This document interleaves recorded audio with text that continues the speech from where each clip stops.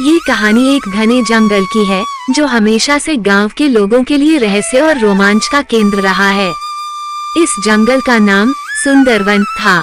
लोग कहते हैं कि इस जंगल में कई तरह के अनोखे जीव जंतु और पेड़ पौधे पाए जाते हैं जो दुनिया के किसी और हिस्से में नहीं मिलते। इस जंगल के बारे में एक और दिलचस्प बात थी ये कि यहाँ किसी ने कभी सूरज को अस्त होते नहीं देखा था। सूरज जब पश्चिम की ओर ढलने लगता तब अचानक से आसमान पर एक सुनहरी रोशनी फैल जाती और लगता जैसे सूरज वहीं थम गया हो। गांव के बच्चे और बड़े बुजुर्ग इस जंगल के बारे में कई कहानियां सुनाते थे, लेकिन किसी को भी इस जंगल के भीतर जाने की हिम्मत नहीं होती थी। कहते हैं कि एक बार कोई इस जंगल में चला जाता तो वह कभी वापस नहीं आता। लोग इसे जादुई और खतरनाक जगह मानते थे, लेकिन एक दिन कुछ ऐसा हुआ जिसने इस विश्वास को बदल कर रख दिया।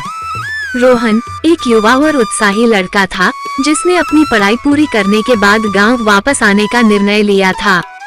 वो हमेशा से रोमांचक कहानियों का शौकीन रहा था और सुंदरवन की कहानियों ने उसके अंदर एक गहरा आकर्षण पैदा कर दिया था। रोहन ने ठान लिया कि वो इस रहस्यमय जंगल के भीतर जाकर सच्चाई का पता लगाएगा। गांव के बड़े बुजुर्गों ने उसे बहुत समझाया कि वो इस खतरनाक जंगल के अंदर न जाए, लेकिन विक्रम ने अपनी जिद नहीं छोड़ी। एक दिन वो सवेरे सवेरे निकल पड़ा अपने साथ कुछ जरूरी सामान लेकर। जंगल के किनारे पहुंचते ही रोहन ने एक अजीब सी ऊर्जा महसूस की। उसने ध्यान से देखा तो पाया कि जंगल के पेड़ पौधे भी सामान्य नहीं थे। उनके पत्तों में एक अद्भुत चमक थी और उनकी शाखाएं मानो किसी संगीत के सुरों पर नाच रही हों। जंगल के भीतर घुसते ही रोहन को कुछ अजीब सा एहसास हुआ, जैसे कोई उसे देख रहा हो। उसने चारों ओर देखा, लेकिन उसे कुछ नहीं दिखा। आगे बढ़ते हुए उसने देखा कि एक छोटा सा हिरन उसे लगातार देख रहा था। वो हिरन किसी भी साधारण हिरन से अलग था। उसकी आंखें बड़ी बड़ी और चमकीली थीं और उसके शरीर पर सुनहरी धारियां थीं। रोहन ने उस हिरन से दोस्ती करने की कोशिश की और कुछ ही देर में हिरन उसके पास आ गया। वो हिरन जैसे रोहन को जंगल के भीतर और गहराई में ले जाना चाहता था। रोहन ने हिरन का पीछा करना शुरू कर दिया। चलते चलते वे एक छोटी सी झील के पास पहुँचे।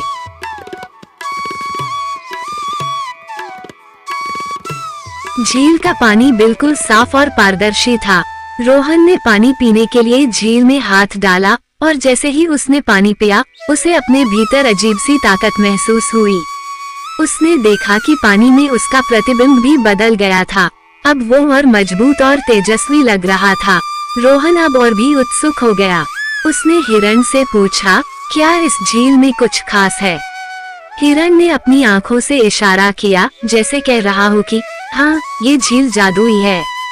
जो कोई भी इस झील का पानी पीता है उसे इस जंगल का राज पता चलता है। रोहन और अधिक जानने के लिए उत्सुक हो गया। उसने झील के चारों ओर घूमना शुरू किया। तभी उसे झील के पास एक छोटा सा द्वार दिखा। द्वार पर कुछ विचित्र चिन्ह बने हुए थे जिन्हें वह समझ नहीं पा रहा था।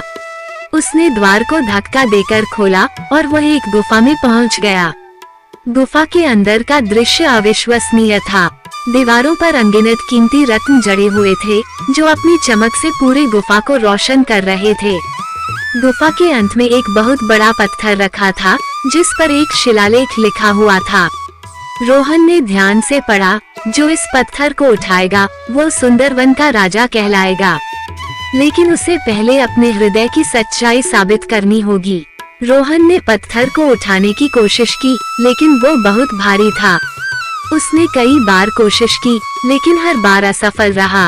अंततः वह बैठ गया और सोचा, क्या मेरा हृदय सच्चा नहीं है? मैंने तो कोई बुरा काम नहीं किया है, फिर क्यों नहीं उठ रहा ये पत्थर? उसी समय गुफा में एक आवाज गूंजी, रोहन, सच्चाई केवल बाहरी कर्मों में नहीं बल्कि मन की गहराई में होती है। यदि तुम सच में इस पत्थर को उठाना चाहते हो तो अपने मन को साफ और निष्कपट बनाओ। रोहन ने अपनी आंखें बंद कर ध्यान लगाया। उसने अपने जीवन के सारे बुरे विचारों और नकारात्मकताओं को छोड़ दिया। जब उसने आंखें खोली तो उसे लगा जैसे उसके मन में एक नई रोशनी भर गई है। उसने फिर से पत्थर को उठाने की कोशिश की और इस बार पत्थर आसानी से उठ गया। जैसे ही रोहन ने पत्थर उठाया, गुफा में अचानक से एक उजाला हुआ और एक बूढ़ा साधु उसके सामने प्रकट हुआ। साधु ने रोहन से कहा, बेटा, तुमने अपनी सच्चाई और साहस के बल पर इस सुंदर वन के रहस्य को सुलझाया है। अब से तुम इस जंगल के रक्षक हो। ये जंगल तुम्हारे अधीन रहेगा, लेकिन याद रखना, तुम्हें इसे हमेशा सुरक्षित और संरक्षित रखना है। रोहन ने साधु से आशीर्वाद लिया और जंगल की सुरक्षा की जिम्मेदारी स्वीकार की। उसके बाद वह हर दिन जंगल की देखभाल करता और सुंदरवन में सभी जीव जंतु और पेड़ पौधे उसकी देखरेख में खुशहाल जीवन जीते। गांव के लोग अब रोहन और सुंदरवन के बारे में जानकर खुश थे। वे जानते थे कि जंगल का रहस्य अब सुरक्षित हाथों में है।